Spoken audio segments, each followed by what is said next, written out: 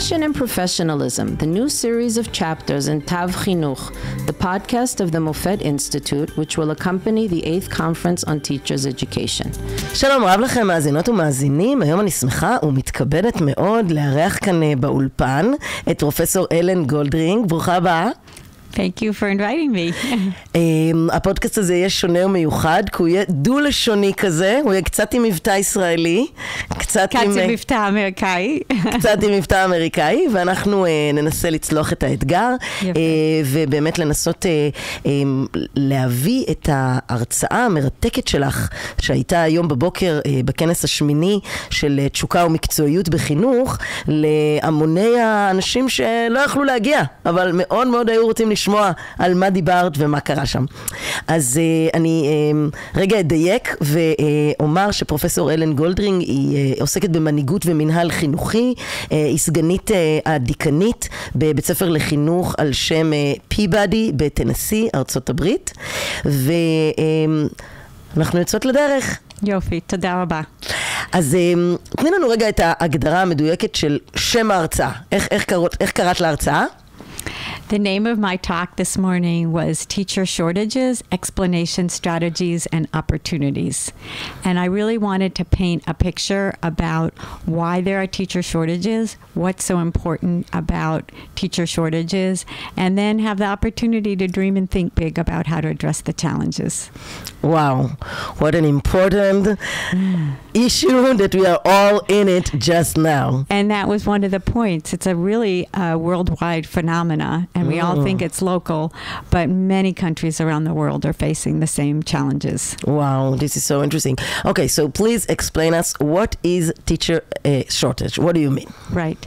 So teacher shortages really evolves from a number of trends. So one trend is simply having teachers leave the profession. And a teacher vacancy means that there's no teacher in the class. Mm-hmm. So we have teacher shortages because we have vacancies. We have teachers who are leaving at a higher rate than the past. Why? Why are they leaving? Well, one thing that's important to note, it's not because of the pandemic. So the data in the United States is very, very clear that the trends of teachers leaving and not continuing in the profession is a long-term trend and started in some countries, we can see in the data, in 2010. And the trend is downward over time. What happened with the pandemic is we've just shed a spotlight on it because teachers became very vocal and said, I'm leaving. And it was the same time that there were a lot of other changes in the labor market that we might want to talk about, Generation Z and other professions. Mm-hmm. So one of the reasons that this trend is so prevalent is there's kind of three ways that we think about it. Of course, one is the labor markets and the pay or the economics of labor markets. And teachers are paid less around the world than others with the same level of education. So if you compare bachelor's degree to bachelor's degree, the OECD has done that study. And for example, in 2017 to 2019 in the US, teachers were making on average 61% compared to the typical bachelor's degree. But how is it happened? How is it happened that in all of the world, Europe, America, and Israel, and why teacher get such a low salary? Well, there's historical reasons, and a lot of it, unfortunately, has to do with women's work. So back in the day, when many professions were not open to women, teaching was open to women. And we know that professions that are, we call them genderized, that are only women, earn less because on average, women earn less. Also, teachers initially weren't that professionalized, the name of the conference. I mean, what one needed to know and be able to do to become a teacher was not that regulated. I mean, think early days, there was no certification. You didn't even, in many countries, you didn't even need to have a college degree. So what we call entry requirements are low. So professions where entry requirements are low and it's mostly women's work are often professions that are low status and therefore low pay. זאת אומרת, אז תנאי הקבלה הנמוכים שנבעו בגלל תעסוקת נשים, הובילו אותנו למצב שמראש המקצועות האלה היו דלי שכר, מראש. וגם סטטוס נמוך מבחינת הדירוג של המקצועות, כמו עורך דין או רפואה. ויש עוד דבר, אז יש תנאי הכניסה, יש מי נכנס, נשים או לא, איזה מקצועות היו פתוח לנשים, ודבר שלישי זה הסכמה על ידע, high consensus fields. So professional fields that have a lot of consensus of what is expertise also are high status and take more money. So think about, again, you can think about law, you can think about computer science. We know, doctors. Yes, what it is, and in order to get that yada, that knowledge, it's very clear, and we all agree that you need it. And low consensus fields where we have parents say, well, I went to school, so I could be a teacher. Or we have, you know, lots of people who say, well, teaching can't be that hard. Why is it so hard? We don't, you know, I could do Everybody it. Can be a teacher. Exactly, exactly. So these are the types of things, and it's called the sociology of professions, that really explain historically why this profession And I think this is one of the main goals and aims of מכון מופת, to make this professionalized, to make these things. Right. So when you think what is a profession, a canon of knowledge, how someone learns that knowledge, and then who can become part of the profession is very important. And that's where licensing exams came into play, because there is also professional control over the profession, right? So יש לשכת עורכי הדין, they can control who becomes a lawyer and who can't. That's professional control. Yeah, of course. So כל הרגולציה והסטנדרטיזציה להפוך את מקצוע ההוראה להיות עם סטטוס יותר גבוה, זה ממש אחת מהמטרות של מכון המחקר המופת. והרצון שלנו בעצם לשנות את המציאות בישראל עד כדי ממש מצב של להעלות את שכר המורים והמורות על ידי פרופסיונליזציה, זאת אומרת לייצר ממש מקצועיות של העבודה. כן, however, and we talked about this in the talk this morning, there's two issues. One is quality of teachers and one is quantity. And when you say להעלות את שכר המורים, right, then people might say, so all teachers should get the same thing? And why is it that we don't have differential pay in teaching where we do have differential pay in other professions and in other workplaces? And what I'm really interested in is how the definitions of the profession influence who selects to be coming into the profession. Who will come. And who will stay. So we're at the end of the talk now, but what I wanted to think through with the participants is to challenge ourselves to really unpack assumptions. So do we think that people who go into a profession where I have a lot of autonomy and I'm highly rewarded for working and producing results, there's something about that brings me, we call it in English, efficacy, a sense that I can make a difference and I'm rewarded for that work. If I like that type of environment, will I not go into an environment that tells me, no, don't work, stay in your lane. We say in English, stay in your lane. Right? And there is research that has suggested in the early 70s that teachers as a group are conservative and not risk takers.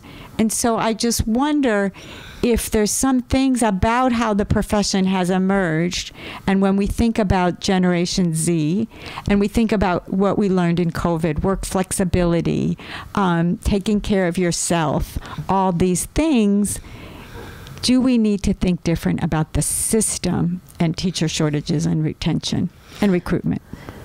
So what you mean is that the specific המאפיינים הייחודיים של דור הזי בעצם גורמים לנו לחשוב מחדש על כל סביבת העבודה שאנחנו רוצים לייצר ובאמצעותה למשוך את האנשים הנכונים. כן, אני חושבת שזה מאוד חשוב, שרוב השינויים שאנחנו עושים, וזה בעולם, grow your own, להקטין גודל הכיתה, כל הדברים האלה עובדים בתוך המערכת הנוכחית.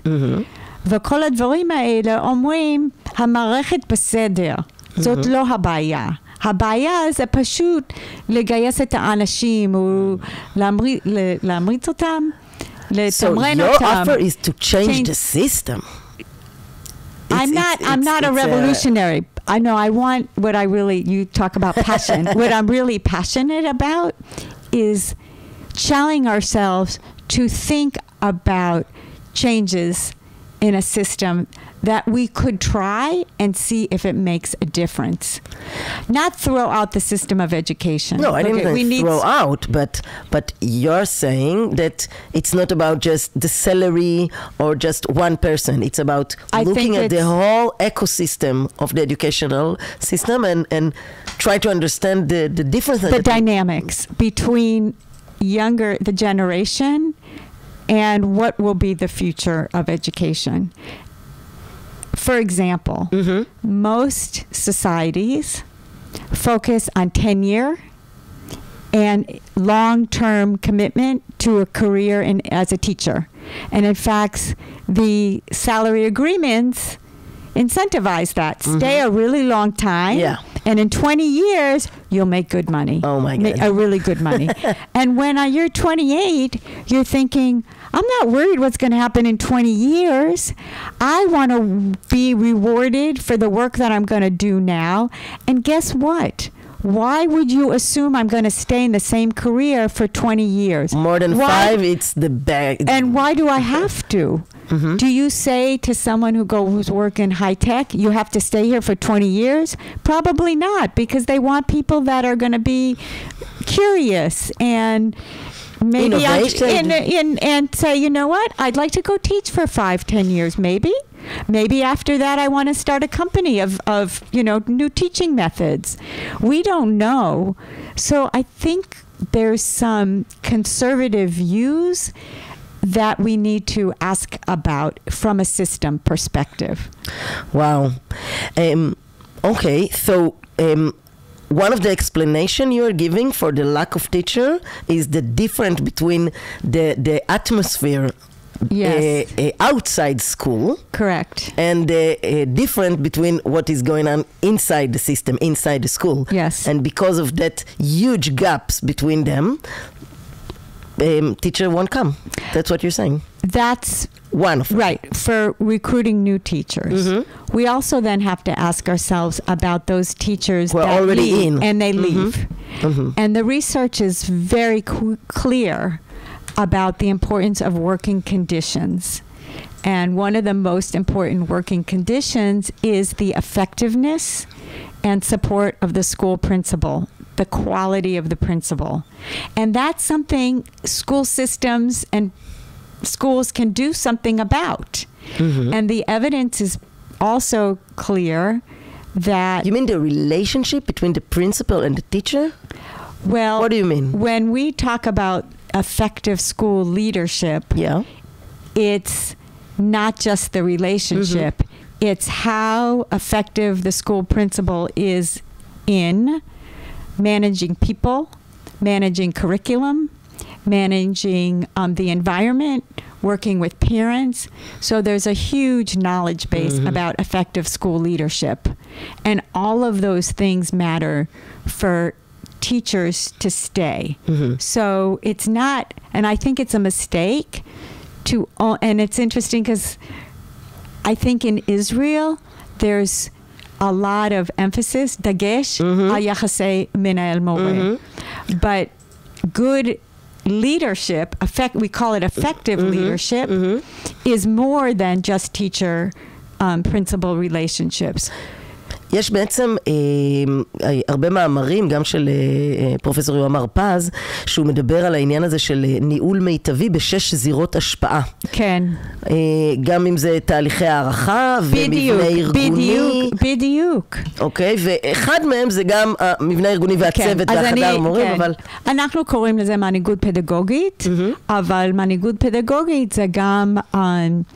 הכישרון של המנהל לגייס מורים לחדר מורים. זה גם היכולת של המנהל להעריך את המורה ולתת משוב בצורה... וגם לעבוד עם הקהילה, ואקלים מיטבי, ותשתיות, ומרחבים פיזיקליים. כן, כל הדברים האלה. עכשיו, אם הכל עובד טוב, טוב גם למורים. ואז יש סיכוי יותר גבוה שהם יישארו. בדיוק. עכשיו... בנוסף לזה, יש המושג הזה של ה-revolving door. So schools that have a lot of teacher turnover continue to have a lot of teacher turnover. למה? Because it's a signal. That's an economics term. It's a signal to the environment that something's not right. So I'm not going to go to a school where I see the teachers keep leaving because it says to me something's not right there. Why would I want to go teach? So then you have in the system schools that have challenges of teacher turnover or retention or shortages and schools that don't. And one of my other big calls in my talk was for good policy data. Most of the data that I presented were from policy analyses that were done in the United States. But we don't know, for example, in Israel, is teacher retention a problem in 500 schools, in 100 schools? You could have 90% of the problem in a certain type of school or number of schools. So you don't know how to intervene. For example, in the United States, we have this pretty strong research that I talked about teacher turnover and effective school leadership. These are data done by surveys. We see the data from the system. And what, in Israel, nobody want to give that survey and to give back the survey? What's the problem? No, it's not a survey. It's the real data. We need the real data. In other words, we need the data from the Ministry of Education that's telling me who came and who left. And then telling me, for example, if the principal has been there a long term or a short term or is highly effective or not effective. I don't know how principals are evaluated. It can't be surveys because survey is just someone's attitude. I want the real data from the policy, from the system, to begin to describe the patterns. Okay, let's do it a little bit slower. So you were saying that one of the problem is that you don't have enough information, enough data, and that the problem that... Well, I don't know. My question is, does Israel have the data to really describe and diagnose the problem of retention and shortages and turnover and relationships? This is a little bit conspirative thinking of me. Yeah. Why can't you get the data? I don't know. I don't live here, so I can't tell you. You tell me. No, I mean, data? I don't know. Are you so, for example, I asked someone. Yeah. We know in the United States, for example, there's been a lot of research that shows the return on experience, that teachers improve regularly, and then about year 5 or 6, they become stronger, and then they can maintain their effectiveness. So I asked if there's similar research in Israel. I don't know. The relationship between quality of principal and teacher retention, I want the data that's coming from the system. I don't want to give a survey and let people report. And so what, all I'm the saying Ministry is, of Education won't give it to you? No, I don't live here. So you can't tell me. I'm asking for other people to do it. I think to fully understand the trends and the opportunities. You suggest us the to do data assumptions need to be tested to describe the patterns, to know what the relationships are amongst the important aspects so that then opportunities can emerge. Mm-hmm. I don't know if that type of research is available and widespread in Israel. So, for example, we assume, I'll give you a new example. So I learned today that in Israel, there's going to be, I hope I'm not getting anyone in trouble, there's going to be some teachers that are going to have personal contracts. Yeah. So that should be, there's an assumption behind that. The person who put that policy in has a theory of action. My guess is the theory of action could be the following. If we have personal contracts, individual contracts, it will attract people to teaching. Yeah. And my guess is they also assume that people on an individual contract may stay longer and may be a more effective teacher. So that should be empirically tested. That's assumptions. That should be tested, correct. So you could look at comparing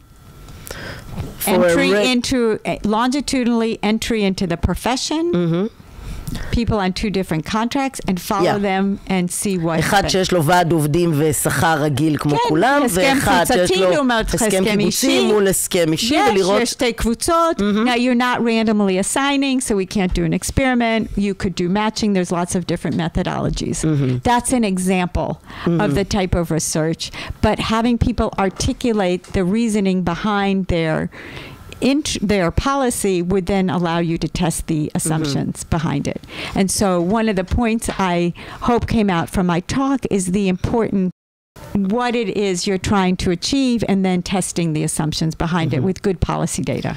So you are trying to connect between research and action and policies. Exactly, yes. And I think I was hopefully able to do that in my talk this morning because we have this tradition of policy research.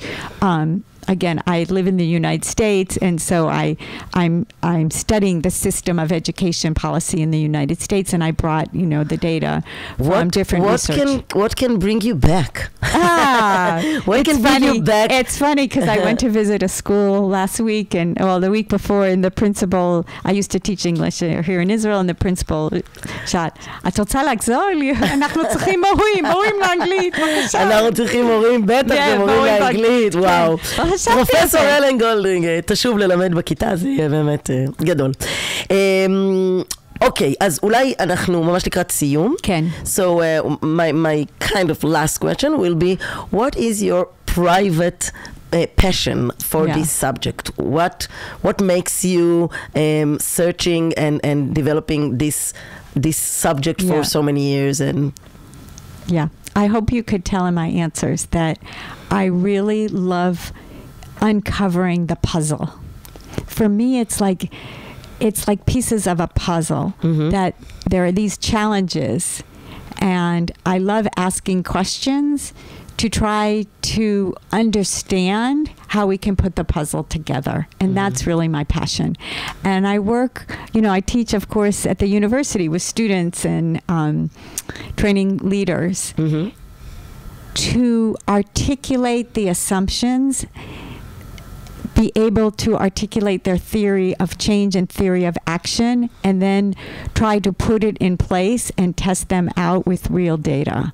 To solve problems. לבחון את הנחות היסוד שלנו יכול לעזור לנו לבנות מחדש את הפאזל ולהגיע בעצם לתמונה חדשה לגמרי. Exactly. But you have to be able, again, at the policy level, not as a classroom teacher, but at the policy level, to really articulate, like, if we're doing X, we think Y is going to happen, and then let's try it, but let's make sure that we're following that and testing the outcomes with data. I love that. It's like intellectually challenging. And working with people who work so hard to try to obviously make systems better. Thank you so much. תודה רבה רבה לך, פרופסור אלן גולדרינג. תודה רבה גם לנתנאל גדעוני על ההקלטה באולפן. תודה רבה לחגי גלילי על ההקלטה והעריכה. תודה גם לכם, מאזינות ומאזינים. מקווה ששרדתם את הפרק הדו-לשוני שלנו. כל טוב ולהתראות בפרקים הבאים.